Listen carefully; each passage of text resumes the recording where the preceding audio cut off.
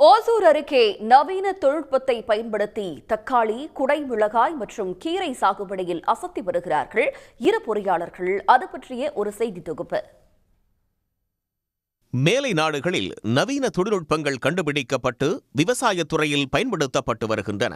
ஆனால் இந்தியாவில் நவீன தொழில்நுட்பங்களை விவசாயத்தில் பயன்படுத்தும் விழிப்புணர்வு போதிய அளவு மேற்கொள்ளப்படவில்லை. இந்நிலையில் ஒசூர் அடுத்த தாசனபுரத்தைச் சேர்ந்த மென்பொறியாளர்களான முரளி பாபு, ஜான் பால் ஆகியோர் ஹைட்ரோபோனிக் தொழில்நுட்பம் மூலம் விவசாயத்தில் தடம் பதிக்க தொடங்கியுள்ளனர். ஆட்டோமொபைல் உதிரி பாகங்களை வெளிநாடுகளுக்கு ஏற்றுமதி செய்து வரும் முரளி பாபு, ஜான் பால் ஆகியோர் கடந்த 2022ஆம் ஆண்டு இஸ்ரேல் சென்றபோது அங்கு விவசாயத்தில் நவீன தொழில்நுட்பத்தை பயன்படுத்தும் முறையை கற்றறிந்து வந்துள்ளனர்.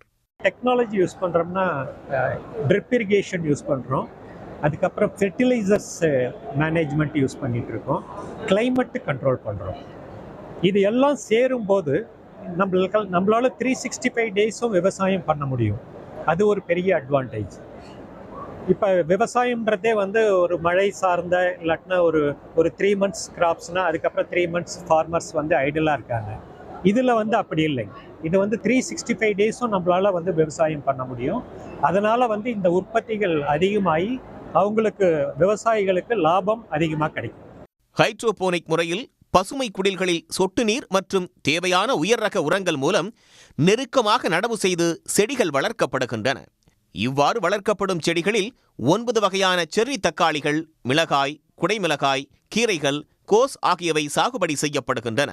திசு கல்ச்சர் முறையில் வளர்க்கப்படும் செடிகளை நடவு செய்த 75 நாட்களில் மகசூல் கிடைப்பதாக வேளாண் ஆய்வாளர்கள் தெரிவிக்கின்றனர். சாதாரணமாக நம்ம மண்ணில் தான் போட்டு செடியை வளர்ப்போம். அதுக்கு பதிலாக மண் இல்லாமல் அந்த ராக்குள் வச்சுட்டு ஹைட்ரோபோனிக் மூலமாக அதுக்கு வேணுங்கிற உரம், சாப்பாடு, தண்ணி எல்லாமே கொடுத்து இது வளர்க்குறாங்க. இன்றைக்கி தக்காளி, கேப்சிகம் இது மாதிரி பொருள்கள் எல்லாம் நம்ம ரெகுலர் மண்ணை விட்டுட்டு அதுக்குன்னே தனியாக ஒரு ராக்குள் வச்சு ஆர்டிஃபிஷியலாக அதில் தண்ணி விட்டு வளர்க்குறாங்க. இந்த பசுமை குடில்களில் சாகுபடி செய்யப்படும் செர்ரி தக்காளிகள் பெரும்பாலும் நட்சத்திர ஹோட்டல்களுக்கும் சூப்பர் மார்க்கெட்டுகளுக்கும் அனுப்பி வைக்கப்படுகின்றன. மேலும் நவீன விவசாயத்திற்கு ஒன்றிய மற்றும் மாநில அரசுகள் உதவ வேண்டும் என கோரிக்கை முன்வைக்கப்பட்டுள்ளது. உடனுக்குடன் செய்திகளை தெரிந்து கொள்ள சன் நியூஸ் பெல் ஐகானை கிளிக் பண்ணுங்க.